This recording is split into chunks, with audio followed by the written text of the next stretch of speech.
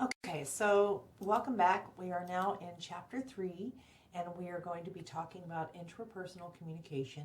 How well do you know yourself? What do you know about yourself? All these good things that we are going to discuss. So we're going to define what is interpersonal communication. Who do we think we are? We did a little exercise with that. We're going to look at personality and perceptions and how communication and interpersonal communication can actually influence our relationships. Okay, so let's look at the first thing. Let's try to get this thing functional here. Come on now, there we go. What is intrapersonal communication? So if you look at it, intrapersonal, intra meaning within, okay, personal, so it's within your own personal self or mind. According to Barker and Weissman, our interpersonal communication kind of exists on a communication continuum. That's what we put in here. Your internal part would be thinking and reflecting, and we do this kind of thing all day long, right? But the external part would be whether we're talking out loud or writing a note to yourself. I write notes to self all the time. You should see my desk. It's covered in stickies everywhere. But it's all intrapersonal communication because it's to ourselves. Okay, so if we're looking at that, first thing you have to know is, who do you think you are? Your self-concept is your individual belief about yourself, okay? It's the attributes that you give yourself. And by the way, there was a study done, the 10 most desirable characteristics had to do with sincerity and honesty and understanding, loyalty, trustworthiness, truthfulness, intelligence, all that good stuff. But the top 10 least desirable attributes were liar, phony, mean, cruel, dishonest, untruthful. I like how they add obnoxious, okay? But all of these things, you know, how do you define yourself? If you were to give yourself a whole bunch of different adjectives to describe yourself, what attributes would you give yourself? Well, we already know that an attribute is a characteristic or a feature, quality, inherent part of who you are, all right? And the self-image, when we're talking about who we are, we're really talking about the 3 selves of who we are, okay? We need to be able to delineate this process. And I use this in Maslow's hierarchy of needs. It's a nice little characterization of what we're talking about. Your self-image is the view you have of yourself. Your ideal self down here, okay, that's our self-actualized view of ourself. It's the version of yourself that you would like to be. It's created through life experiences, cultural demands, expectations of others. But the real self is who we are, right? Now, is our real self always our ideal self? No, sometimes we don't quite make it there. That's okay. But let's talk about your self-image and self-worth. Self-worth is also, of course, your self-esteem and how well you see yourself, the value you place on yourself. Let's see if I have something in my notes here. I do not. So let's go on and look at that. So when we're talking about self-esteem, one of the things that we have to be very careful of is social comparison. When you look at a mirror and you think about what other people are saying, that's social comparison. That's this image right here, right? And we get these comparisons through social performance. What if you have, or somebody else has a talent that you want and you're not as good at it? Are you going to compare yourself to that person? Some judgments matter more to us than others, right? If one person says you're doing great or you need to work on this, I might take it a little bit more in depth if this person has meaning to me. Now, if this person over here that I don't even know says it, then go away. I'm not even worried about you, right? But this person over here has value to me as a human, therefore their judgment is going to mean more to me. And sometimes we have to realize, though, that not all of these judgments are accurate. They can be completely inaccurate because, say I'm working in a science lab. Okay, I am not a sciencey person as much as I love science. I would love to be trained more in science, but I'm not trained in it. Okay, so if my boss in the science lab is telling me you are just not getting this, then I would probably be hurt and think that I'm just a failure as a human. But in a communications lab, I'm going to hear something totally different. Why? Because I am a communicator, and it is something I've been trained in. So the social comparison is not always going to be accurate. You have to be very careful with social comparison. Now let's talk about self-esteem, though, and how all of this comes together. Your self-esteem is the value you place on yourself. It's the degree to which you see yourself as a good person who deserves to be valued and respected. But it's also subjective, okay? It's a subjective evaluation of your own abilities and your limitations. So let's break it down a little bit further, okay? So, oh, I love this quote. It's by Einstein. Everybody, let me get it right. Everybody is a genius.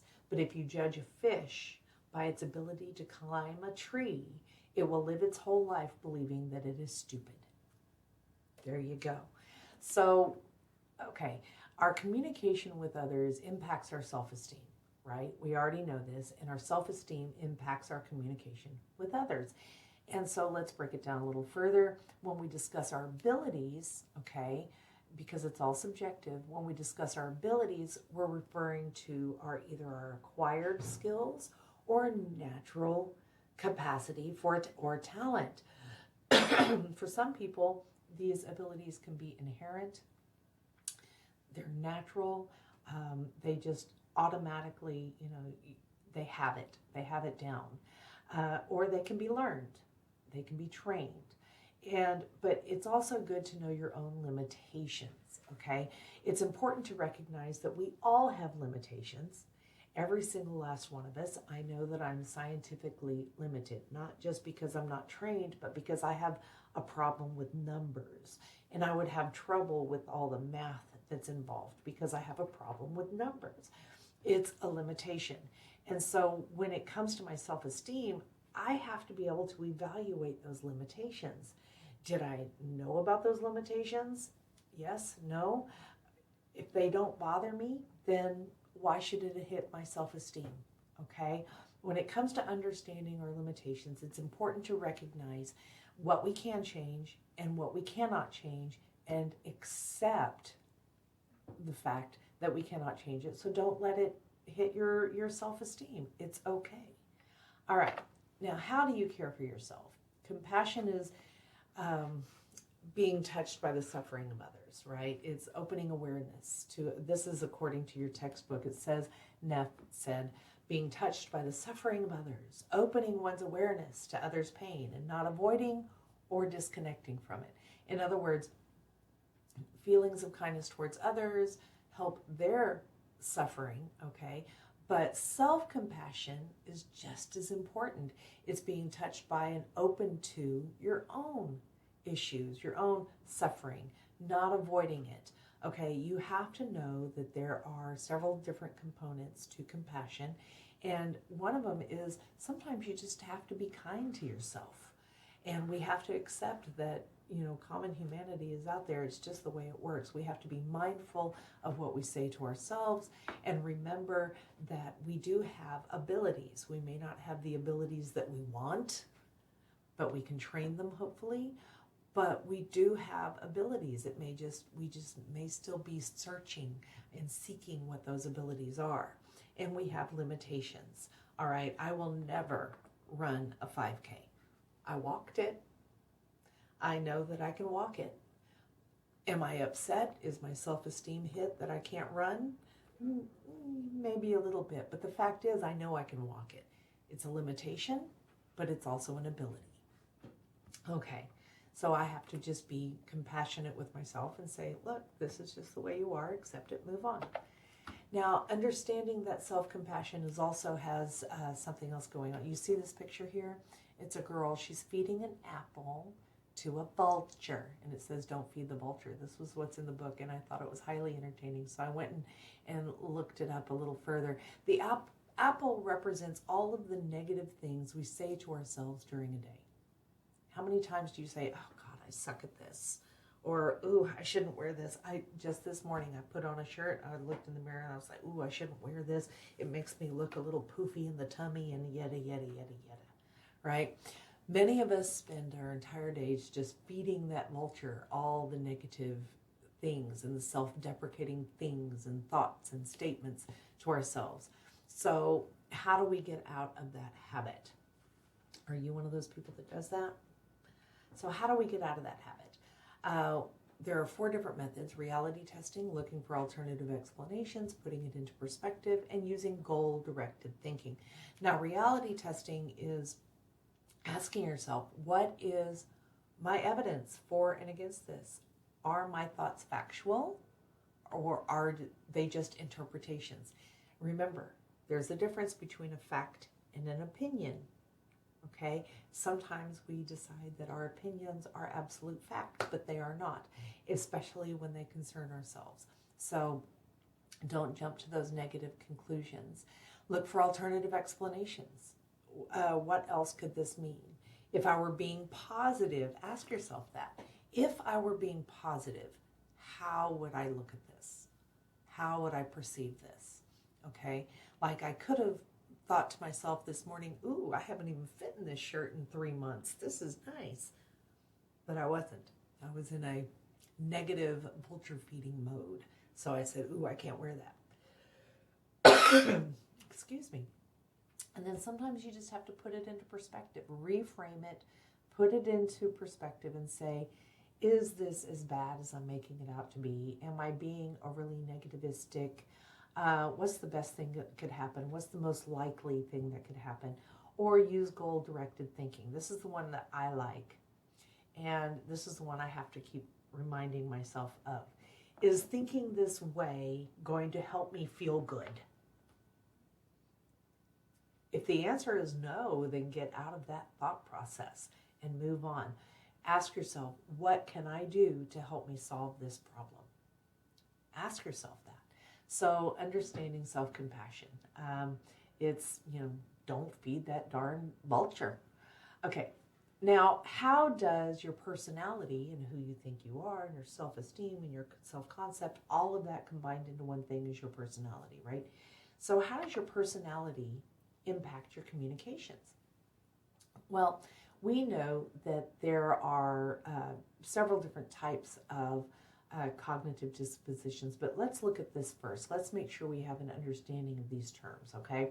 So we know that your personality is a combination of your traits, qualities that make you unique, your behavior, your emotional stability, your mental attributes, all those attributes we listed earlier. Those come down to your personality. And in your group study, you might have noticed that in one group may be doing this project, there's the nature versus nurture concept. And they mentioned the Minnesota twin study, and I think that's fascinating. But the nature versus nurture argument is the context in which, one is raised, how one is raised influences our communicative behaviors, but compares it with biological underpinnings, okay? Nature versus nurture. If you were raised in a very loud household, okay, but you are by nature a very quiet person, I would say that would be nature, right? Nurture would be is if you did exactly the same. Remember with children, especially, children do completely what we do, not what we say to do. So it doesn't matter what you tell them. Don't do that, don't do that, don't do that. If they see you doing it, they're going to do it. So we have to keep that in mind with nature. With nurture. Nature is the genetic component. Is it naturally going to happen this way? I'm going to let you look up the Minnesota twin study. I put it in there so you could look. It's in your text on page 87. It's just kind of neat. Now, your temperament is your genetic predisposition. Okay? So there's nature versus nurture, which affects our personality, but our temperament is a genetic predisposition. Does that mean it is the way it's going to be? No, because you can also train your temperament. But we know that there is a predisposition towards behaving and acting in a certain way. Temperament influences your personality. All right? It doesn't create it, it doesn't cause it, but it influences it. I knew a man who he had, and it was a genetic predisposition, I swear. You look back at his family history all the way back, and all the men in his family, they were just fighters. They were violent. They were always fighting and angry, and they could pop off at a moment's notice. And I mean, their temperament was really just hotheads, right? And he really did not want that, but he knew he had a tendency to it. And so he actually went in for extra training and for extra help. And he ended up going the route of religion, and now he's a very successful priest. But he's very calm. But he said that he still has that inclination towards the pop-off. If somebody says something, his first inclination is just to jump right in and respond, sometimes in anger. So he has to purposefully calm himself down to make sure that that doesn't happen. Your temperament can influence your personality. I think that's interesting. Now, how do you think about the world is also kind of, remember we're talking about the cognitive dispositions. There are 4 types of cognitive dispositions, okay? Cognitive dispositions are habitual ways of thinking that influence how we perceive, interpret, and respond to the world around us, okay? Now, there are 4 types of general patterns of mental processes that impact how we respond to the world around us. Now, the locus of control pattern, if you have an internal locus of control, if you believe that no one controls me but me, right? I control my own life and outcomes through my own actions, through my own decisions. If you have an external locus of control, then you believe that external factors such as luck or fate influence your life and control. Okay, cognitive complexity is the ability to understand and integrate multiple perspectives and ideas. It leads to a much more nuanced thought, much more flexible problem solving, when you're really able to dig down and analyze a concept and look at everyone's responses to it, but then analyze it for what they are, take it in, really think about it before you make a decision, before you act on anything. And it's actually the best way to go. Authoritarianism is, automatic obedience to authority without question. Strong central control over personal and social freedom is given to authority, and that's what it is. Okay. Anyway, dogmatism, it's a funny word, but the old joke is my karma ran over your dogma. Karma is belief that what happens to you happens because of something else that you did, right? It's the universe either getting back at you or paying you. So if something good happens, you must have done something good. If something bad happens, you must have done something bad. I always tease my husband because he will say something snarky to me, kind of rude, and then he'll instantly turn around and like hit a wall or trip over a dog or something. Anyway, it's funny. We call it karma. Now, dogmatism is the tendency to hold very rigid beliefs and reject any other viewpoint but your own, right? So that's why we joke about my karma ran over your dogma. But, and so some people are very, very intent. This is the way I believe. It will never change, and I don't care what you say. Okay, they're very rigid in their belief, in their beliefs and their viewpoints. Now, right-wing authoritarians are a specific form of authoritarianism. Okay, high levels of submission, not just subject to authority, but submission to authority. And then they're going to be, of course, aggressive towards anybody who does not conform to their belief systems. Excuse me, I'm having some issues today. Now, Emotional intelligence, including affective orientation, is the ability to recognize, understand, and manage your own emotions and the emotions of others sometimes, if you can mediate and help and show compassion.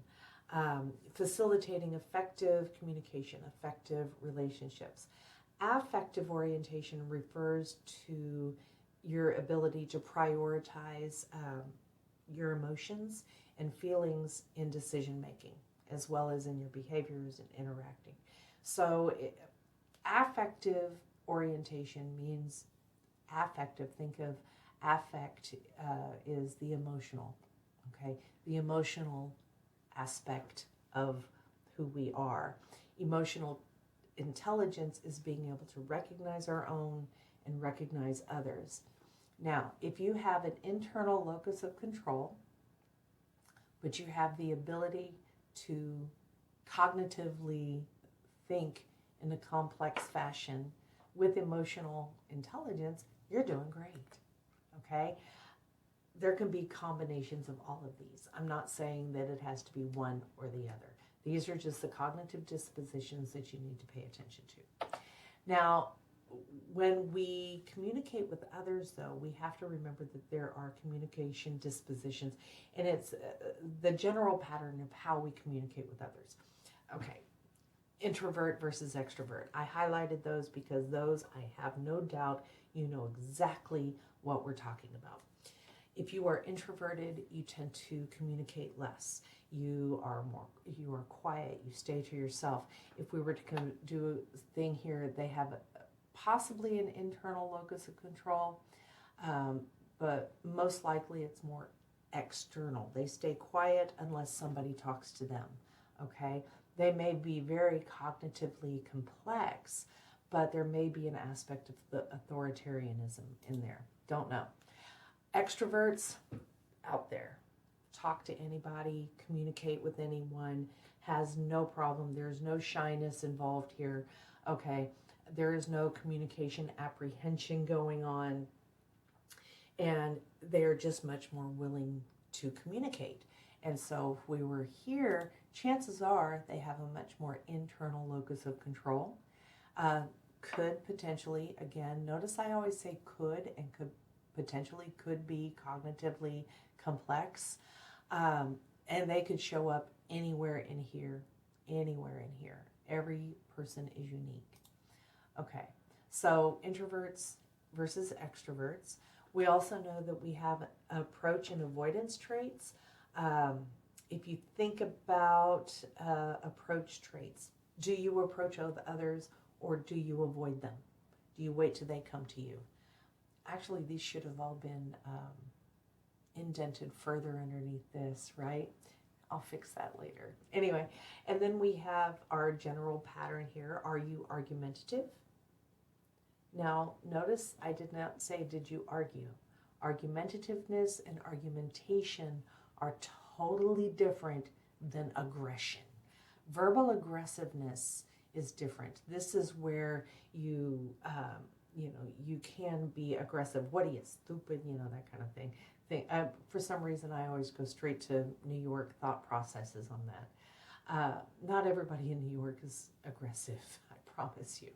But argumentative is, well, what do you think about this? No, really, I don't think I agree because, and you start that discussion. You can call it a debate if you want, as long as you're using argumentation rather than aggressiveness.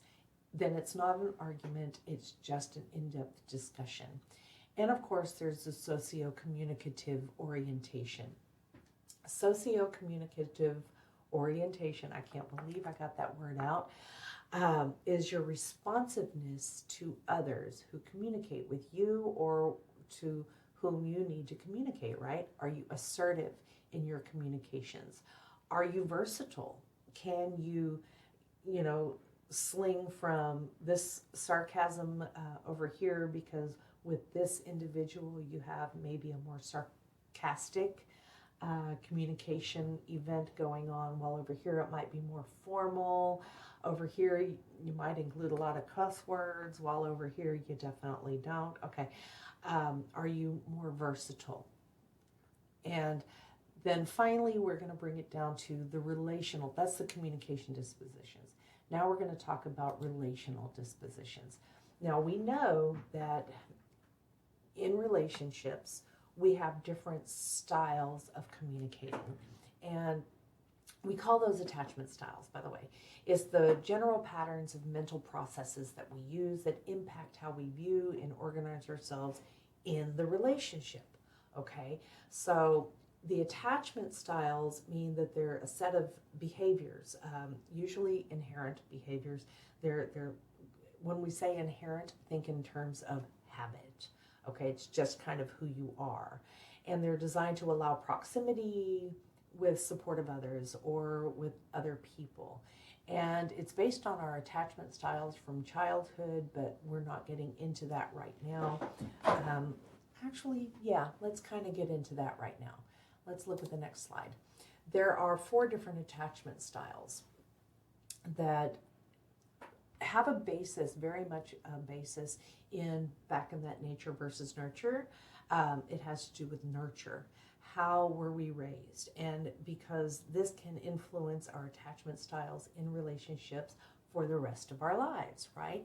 So if we look at this, I need to put my glasses on so I can see this better. But we have the secure attachment style right up here. That's because you were raised to believe that you were worthy of love and support. You were raised to believe it. You believe it.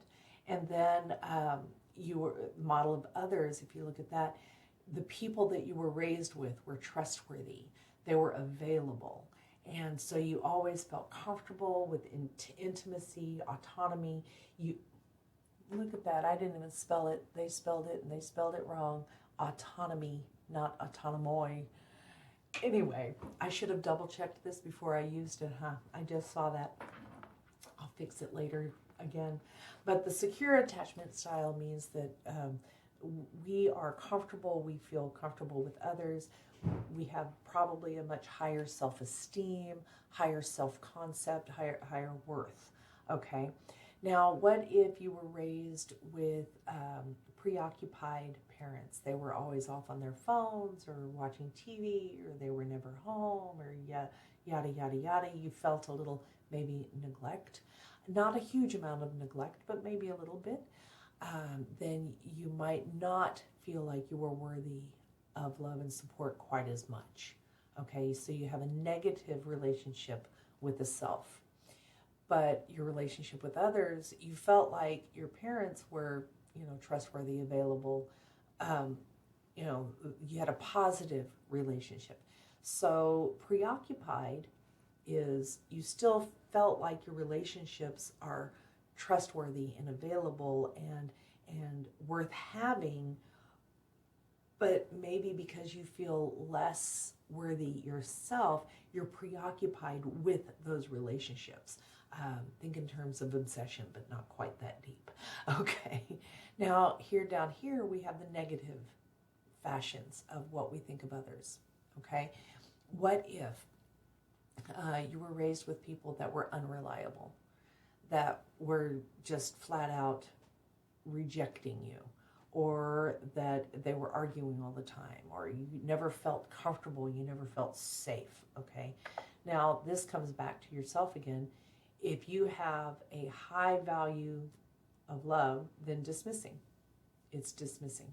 Okay, you have a high self-esteem, but you have a bad example growing up, then you're going to dismiss intimacy, okay? You are not really going to have satisfactory relationships with others because you just don't think the others are going to be, you're waiting for the rejection. You're waiting for the other shoe to fall, right? But you're still okay with yourself, so you still have friendships and you still have all of these things going on in your world. Now, if you're fearful, though, that is the most negative. You have a low value of self. You have a low value of others. So what are you? You're fearful. You're fearful of intimacy. You're fearful of friends. You're avoidant of every interaction that can throw you in with other people. And this is one of the attachment styles, but it's probably the worst. Best up here at secure, worst down here at fearful. I hope this all made sense to you because I feel like I've been rambling a little bit. Relational dispositions, there's a theory called rejection sensitivity. And if you look back on here, they have high fear of rejection up here, a lower fear of rejection, okay? But if you have someone with rejection sensitivity, they have the fear of rejection. They have an excessive need for affection. They're so afraid of being rejected that they will go above and beyond trying to show someone how much they love them, okay, and how much they need that person. And when that need is not met, when it's not, reflected, then they feel rejected. And sometimes they can express hostility because they're fearing the loss of that affection. Sometimes it can lead to unexpressed rage, which can increase the fear of rejection. It's a spiral, it goes up, and it's just kind of a weird thing, I tell you. Rejection sensitivity, it's you could actually be in the best relationship in the world with the best partner in the world, but if you have this in your history, okay, and your self feels a little low, then you are still going to be fearful, okay? You have to work on that. Now, some people take this to all new extremes. For some reason, I keep thinking of all those horrible movies, but the theory of rejection sensitivity has to do with nature versus nurture, and it has more to do with nurture or lack of than it does nature. Anyway, that was a lot to go through, and I hope it wasn't too confusing for you. I think I'm going to be making a new video about this one soon so I can make better notes for myself. Because look, my notes are just not good. I tell you, I need better notes. Y'all have a great afternoon, evening, morning, wherever it is you are when you're watching this. And I will get back to you with chapter 4. Have a great day.